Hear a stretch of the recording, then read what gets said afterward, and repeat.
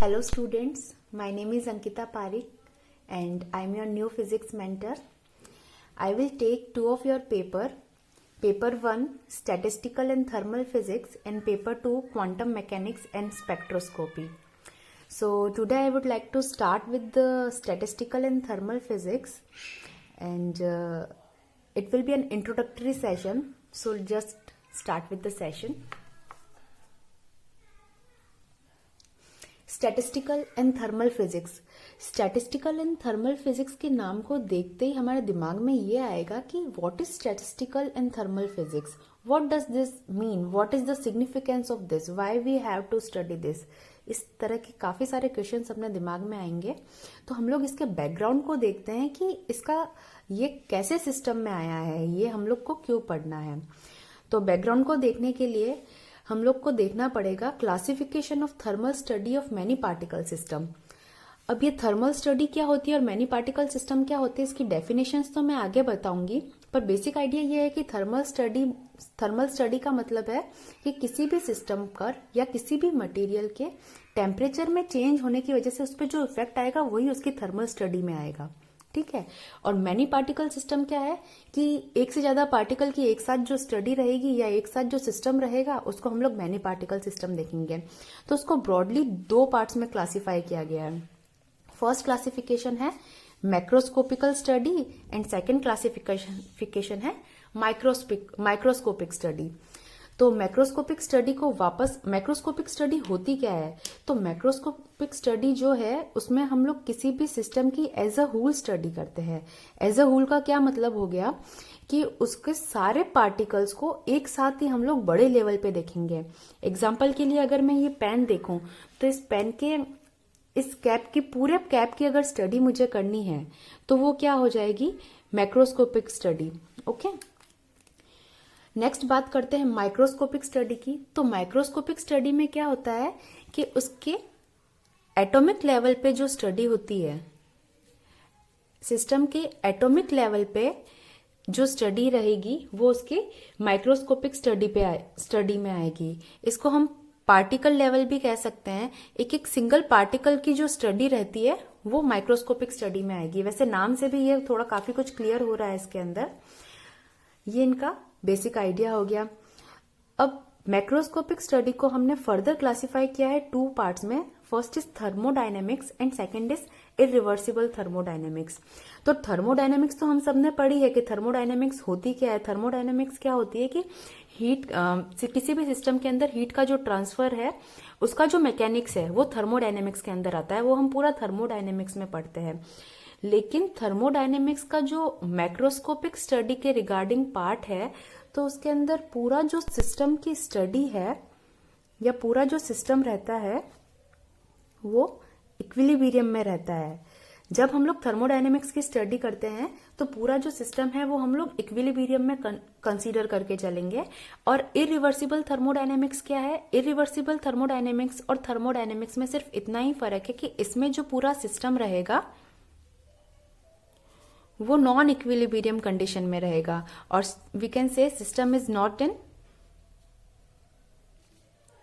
Equilibrium condition. Okay. अब second है microscopic study. Microscopic study को हम लोग अगर बाइफर्केट करें तो इसको भी ब्रॉडली टू पार्ट्स में हम लोग बाइफर्केट कर सकते हैं। First is kinetic theory and second is statistical mechanic. Statistical mechanic को मैं स्टैट मैक ही बुलाऊंगी, ये जरा टंग ट्विस्टर है तो आगे से हम लोग इसको स्टैट मैक ही बोलेंगे। ओके। तो काइनेटिक थ्योरी क्या होती है, काइनेटिक थ्योरी माइक्रोस्कोप स्टडी का क्लासिफिकेशन है और इसके अंदर सिस्टम जो है हमारा कैन बी इन इक्विलिब्रियम और can not be in equilibrium. इसमें दोनों ही कंडीशन आ जाती है। System can be in equilibrium and system can not be in equilibrium. Okay. तो ये पूरी जो स्टडी रहेगी एटॉमिक लेवल पे जब सिस्टम इक्विलिब्रियम में है और नहीं है, दोनों ही केसेस काइनेटिक थ्योरी के अंदर आ जाएंगे। और स्टैट मैक के अंदर क्या होगा, स्टैट मैक के अंदर भी सेम ही है कि एक कंडीशन हमारे पास में इक्विलिब्रियम की रहेगी और दूसरी कंडीशन हमारे पास में नॉन इक्विलिब्रियम कंडीशन की रहेगी। तो इक्विलिब्रियम कंडीशन को हम लोग बोलेंगे statistical at equilibrium and statistical of irreversible process. Irreversible process का बेसिकली मतलब यही होता है कि सिस्टम को नॉन इक्विलिब्रियम कंडीशन पे हम लोग स्टडी करते हैं। स्टैटिस्टिकल इक्विलिब्रियम को फर्दर क्लासिफाई किया हमने classical statistical mechanics and quantum statistical mechanics. Okay, तो इसके अंदर जितने भी पार्ट्स हैं या जितने भी सिस्टम हैं उनकी स्टडी हम इक्विलिब्रियम में कर रहे हैं, वो सारे ही सिस्टम हमें पढ़ने हैं। तो किस किस की हम लोग इक्विलिब्रियम में कर रहे हैं? थर्मोडायनेमिक्स को इक्विलिब्रियम में हम लोग स्टडी कर रहे हैं, काइनेटिक थ्योरी को कर रहे हैं, क्योंकि इसके अंदर क्या है, can be in equilibrium and can not be in equilibrium, both condition हमारे पास में आ रही है। और स्टैट मैक को हम स्टडी कर रहे हैं, कौन से वाला पार्ट, स्टैटिस्टिकल एट इक्विलिब्रियम। और ये जितने भी नॉन इक्विलिब्रियम वाले पार्ट है वो जो है फर्दर स्टडीज में पीएचडी लेवल पर उनकी स्टडी करी जाती है। तो हम लोग ने बेसिक बाइफर्केशन तो देख लिया है थर्मल स्टडी का, मैनी पार्टिकल सिस्टम का, बट इनकी डेफिनेशंस को हम लोग आगे देखते हैं। ये जस्ट बेसिक आइडिया है। स्टैटिस्टिकल फिजिक्स को स्टार्ट करने से पहले हमें ये आइडिया होना चाहिए कि इसमें कौन कौन सी टर्म्स हैं और इसका बैकग्राउंड क्या है। ठीक है, थर्मल स्टडी की फर्स्ट डेफिनेशन हमारे पास में आती है थर्मल स्टडी की डेफिनेशन मैंने आपको पहले भी बताई है, जैसा कि ये नाम बता रहा है सेम वही है, study of the temperature and its effect. किसी भी सिस्टम पर टेम्परेचर में चेंज करने की वजह से जो भी इफेक्ट आता है वो पूरी स्टडी थर्मल स्टडी के अंदर आएगी। सेकेंड डेफिनेशन है many particle system. Many particle system नाम से क्या पता लग रहा है कि मोर देन वन पार्टिकल होंगे। ओके, तो system which contain large number of particle, यानी कि ये लार्ज नंबर है। ये लार्ज नंबर कितना नंबर है, इस लार्ज नंबर को ऑलमोस्ट एवोगाड्रो नंबर के इक्वल लिया गया है 10⁻23 की टर्म्स में। ठीक है, अब ये सिस्टम कौन कौन से पार्टिकल्स का हो सकता है, ये सॉलिड का हो सकता है, लिक्विड का हो सकता है, गैस का हो सकता है, प्लाज्मा का हो सकता है, रेडिएशन का हो सकता है। अब ये सॉलिड, लिक्विड, गैस तो हमने सबने सुने हैं और पता भी है कि क्या है, बट ये प्लाज्मा और रेडिएशन ये क्या है, तो इनको हम देखते हैं। प्लाज्मा क्या होता है कि कलेक्शन ऑफ आयंस जो है, कलेक्शन ऑफ आयंस का जो पूरा सिस्टम है उसको हम लोग प्लाज्मा कहते हैं। कलेक्शन ऑफ आयंस, जैसे कि आयंस हमारे पास पॉजिटिव भी हो सकते हैं और नेगेटिव भी हो सकते हैं, दोनों कंडीशंस में हमारे पास आयंस रहते हैं और दोनों एक साथ में भी उसका पूरा सिस्टम हो सकता है।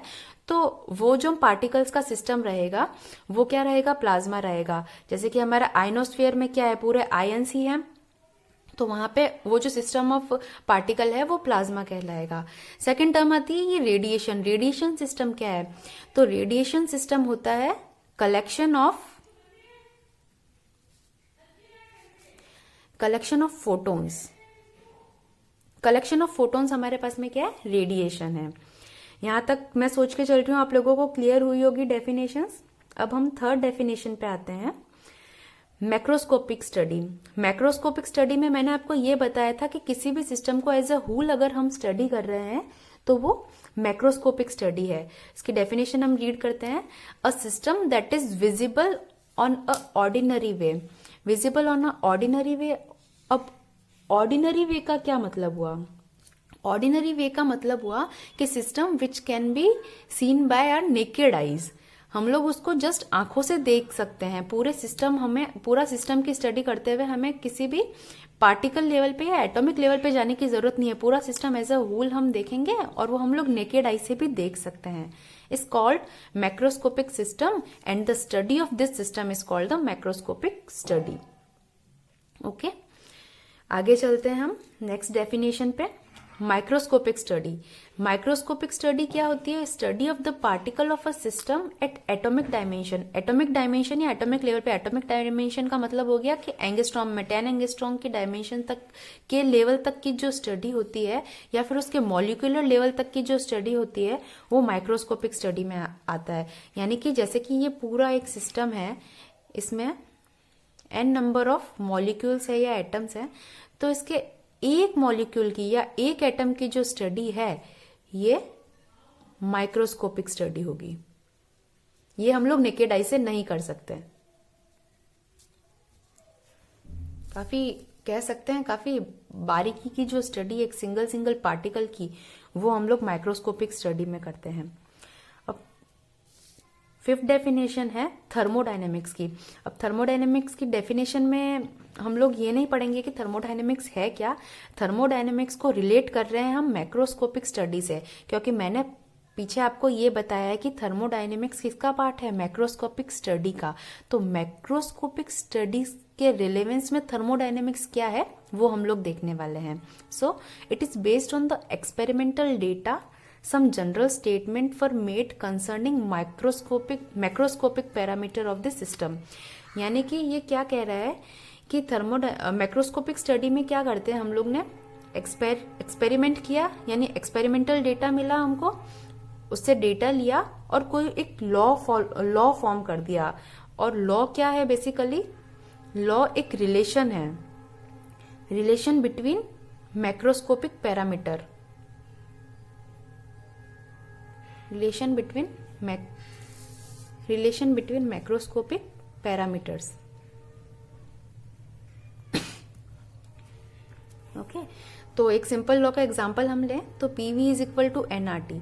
तो PV is equal to NRT जो फॉर्म हुआ है वो क्या है, एक्सपेरिमेंट किया, एक्सपेरिमेंट किसी एक होल सिस्टम का एक्सपेरिमेंट किया, वही मैक्रोस्कोपिक स्टडी है। उससे हमें कुछ डेटा मिला और उसको हमने को रिलेट कर दिया और उसको लॉ के फॉर्म में बना दिया। तो ये हमारे पास में क्या हो गई, गैस इक्वेशन आ गई, PV is equal to NRT. ये जस्ट एक एग्जांपल लिया है मैंने इसका। और थर्मोडायनेमिक्स के भी लॉ जो है वो भी क्या स्टेटमेंट्स ही हैं या एक रिलेशन ही है। थर्मोडायनेमिक्स के 3 लॉ हमने पढ़े हैं, तो वो मैक्रोस्कोपिक स्टडी से ही हमारे पास में आए हैं। अब मैक्रोस्कोपिक स्टडी जब हमने करी है तो इसके कुछ, हर स्टडी के कुछ मेरिट्स और डीमेरिट्स और वी कैन से कुछ स्ट्रेंथ और उसकी कुछ लिमिटेशंस होती है।